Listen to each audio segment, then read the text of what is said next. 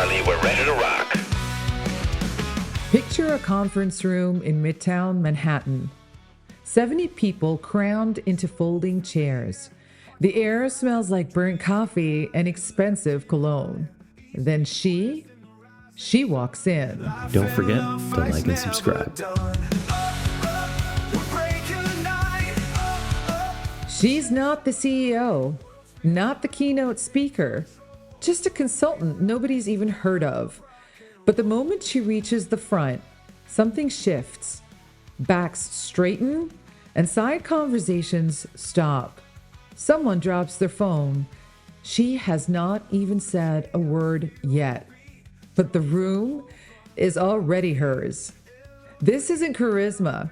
It's not executive presence. It's something older, darker, and far more chemical. Like, comment, and subscribe. This is Erotics, and power is the most potent aphrodisiac we refuse to admit we're hooked onto. Today, we're talking about why dominance makes us dizzy, why cult leaders get laid more than poets, why the phrase dangerous but brilliant exists, and safe but competent sounds like a Tinder bio written by a tax accountant. This is the most unusual practice. Rethink what you think you know with Charlie. We are wired for this, all of us, and pretending otherwise is just another way of staying blind to the leash. Oh my God. Let's start where it starts. In the bones, the blood, the brain. You think you're choosing who you're drawn to, but you're not. At least not entirely. Studies show that dominance signals, expansive posture, lower voice pitch, commanding nonverbal displays, reliably increase perceived attractiveness and influence mate selection and leadership choices, even in brief encounters. This effect is tied to hormonal cues. Testosterone-linked facial and behavioral traits boost perceived dominance, though they don't always correlate with long-term relationship quality. Translation: the guy who takes up space at the bar, the woman who holds eye contact a beat too long, they're broadcasting power. And your limbic system? Oh boy, is it listening. But here's the part no one really talks about. This is not rational attraction. It is chemical compliance. When we encounter high-power individuals, our brains light up reward circuits driven by dopamine, the same neurotransmitter that fires when you gamble, eat chocolate, or fall in love. Aww, so cute. In group settings, oxytocin, often called the bonding hormone, also spikes, making powerful figures feel emotionally sticky, even when logic says they shouldn't. So yes, your ex with the motorcycle and that undiagnosed personality disorder, that wasn't bad taste. That was your ventral striatum getting high off someone who looked like they could protect you from a saber-toothed tiger. Or become one. Now, here's the kicker. This wiring doesn't care about your values. It doesn't care that you read bell hooks. It doesn't care that you've been to therapy. It evolved in an environment where aligning yourself with the most dominant figure in the tribe often meant survival. Not love, not partnership, survival. The primatologist Frans de Waal spent decades studying chimpanzees and bonobos. He once said, "In a world where power determines access to food, mates, and safety, the powerful aren't just admired, they're needed." Humans like to think we've transcended that world. But the spoiler is, we have not. We've just moved indoors and given it a LinkedIn profile. You've got mail. Okay, so let's kill the myth right now. Charisma is not magic. It's not a gift from the gods. It's not an energy you're born with or a vibe only certain souls emit. Charisma is technology, a highly refined system of embodied signals that hijack attention, synchronize groups, and create the illusion of intimacy at scale. And here's what makes it so dangerous. It works, even when you know how it works. Researchers studying charismatic leaders, from politicians to megachurch pastors to startup founders, have identified a consistent behavioral signature. It's not what they say, it's how their body speaks first. Charisma emerges from embodied cues, gesture, voice pitch, facial expression, confident movement that synchronize follower attention and create a felt connection. Open hand gestures, animated voice tone, direct eye contact that lingers a half second longer than comfortable. These nonverbal tactics alone can cultivate perceived charisma, even when the content of the message is stripped away. In one study, researchers showed participants video clips of leaders speaking in Hebrew, but the viewers didn't speak Hebrew. They rated charisma based purely on body language. The results? Gestures, facial expressions, and vocal tone were sufficient to create perceptions of charisma without understanding a single word. Charisma isn't what you say. It is how your body hijacks the room before your words arrive. And now here's the uncomfortable part. This system evolved not for truth, but for coordination. Charismatic nonverbal displays signal dual messages: receptivity, which is warmth and attractiveness, and formidability, which is competence and power. And these cues activate both approach and avoidance motivational systems in observers.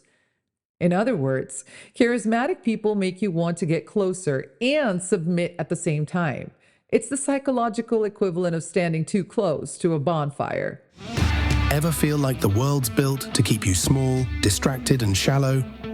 Unusual Practice with Charlie rips open those cracks through neuroscience, quantum weirdness, and hidden cultural truths while showing you how to think deeper, connect stronger, and heal what society broke. Get your uplifting dose every week, reset your perspective, and start believing in yourself again. This isn't advice. This is a wake-up call. 2 hours later. And then there's beauty. People expect white, male, and attractive targets to be more charismatic, and research confirms this bias in leadership perception. Attractive people are perceived as possessing more favorable personality traits, particularly greater social competence, even though there's no demonstrated link between attractiveness and actual leadership effectiveness. Physical attractiveness is a strong predictor of being placed in formal leadership roles, the biggest driver being perceived warmth, which makes people believe attractive individuals will care about their well-being. Beauty tricks us into trusting faster, listening harder, and granting authority we haven't even verified. Fuck this shit, I'm out. The Roman poet Ovid wrote, "A fair exterior is a silent recommendation." 2,000 years later, 30 volunteers assessed CEOs' leadership success based on appearance alone, and these ratings were significantly related to the profitability of the organizations the CEOs led. We still can't tell the difference between a face that inspires confidence and a face that actually deserves it.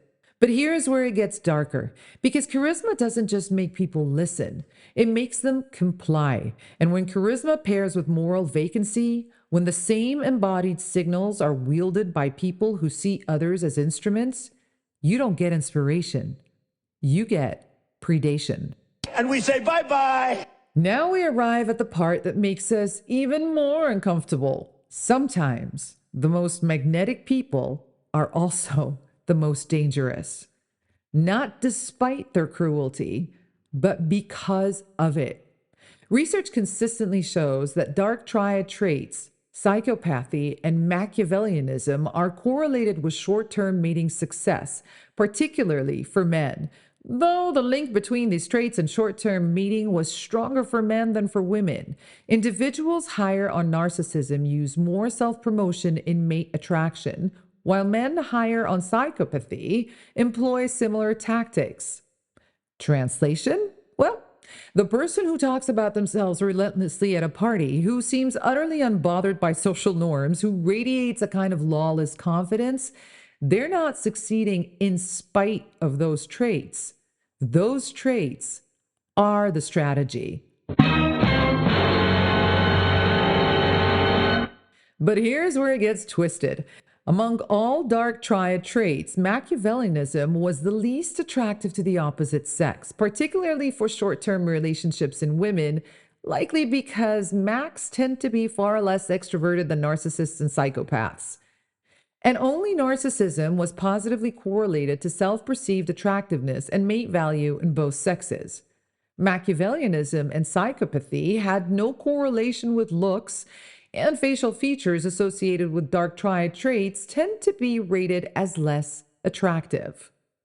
So, it's not that psychopaths are objectively hotter, it's that narcissists think that they are, and the confidence becomes a self-fulfilling prophecy. How are you doing, Papus? Yeah, I'm okay. You? You're even more ugly in television than reality. In chaotic, high-stakes environments, war zones, failing companies, social upheaval, followers often prefer bold, daring leaders over cautious, deliberative ones. Men scoring highest on Dark Triad traits tend to have lower standards for short-term mates, creating what researchers call a target-rich mating environment. They're not picky, they're efficient. And in unstable conditions, efficiency reads as strength. I mean, think about it. When resources are scarce or danger is imminent, the person who hesitates, who considers everyone's feelings, who weighs ethical implications, they kind of look weak. The one who acts without flinching, that person looks like salvation. Cult researcher Janya Lalich notes that probably every cult leader is a narcissist, and charismatic leaders thrive on chaos. They'll create crisis situations deliberately. When they walk into a room, you never know if they're going to be kind or mean, create connection or danger, and their unpredictable nature allows them to maintain control. Unpredictability, therefore, is not a bug. It's the feature that keeps people hooked. They say money can't buy happiness. Look at the fucking smile on my face. All right, so let's talk about Elizabeth Holmes. At its peak, blood testing company Theranos was valued at $9 billion, and CEO Elizabeth Holmes, in her trademark black turtleneck, was heroically portrayed on magazine covers as a charismatic, pioneering leader who inspired awe from her employees. The company collapsed in 2018 when it was disclosed that the firm's supposedly revolutionary technology simply didn't work, and Holmes was sent to prison for defrauding investors. But before the fall, Holmes mastered every signal of charismatic authority: the deep voice, artificially lowered, the unblinking stare, the grandiose vision, the Steve Jobs cosplay. She wasn't just selling technology, she was selling herself as a vessel for transformation. Harvard Business School professor Rakesh Khurana has written extensively on how the cult of the charismatic CEO emerged in recent decades, placing much of the blame on institutional investors who fostered a CEO-centric view of corporations. When companies failed to meet performance expectations, boards turned to outsiders to act as saviors, believing that charismatic leadership could provide a guiding vision for the organization. But charismatic authority often professes a love of egalitarianism and empowerment, yet such noble-sounding declarations can, and frequently do, turn out to be self-deluding or manipulative. So let's be clear, recognizing why we're attracted to power is not the same thing as justifying it. The point of this episode isn't to romanticize cult leaders or excuse CEO malfeasance. The point is to understand the mechanism, how charisma weaponizes our evolved vulnerabilities, how Dark Triad traits exploit short-term mating psychology, how crisis makes us crave certainty even when that certainty is a lie. Researchers Manfred Ketz de Vries and Charles Lindholm explain that followers often seek to compensate for their own self-esteem issues and weak identities by identifying with a charismatic leader who provides what they feel is missing in themselves, a process called transference.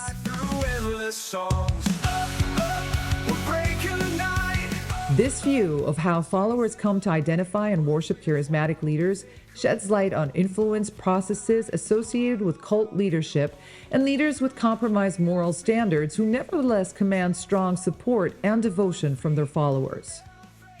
You don't fall for dangerous people because you're stupid. Nope, you fall because your brain is doing exactly what it evolved to do: seek protection, status, and meaning in the presence of someone who looks like they have access to all three. Every civilization had its god of power. Zeus, Shiva, Pharaoh, CEO, they all wore the same face, the one that could command a crowd's breath.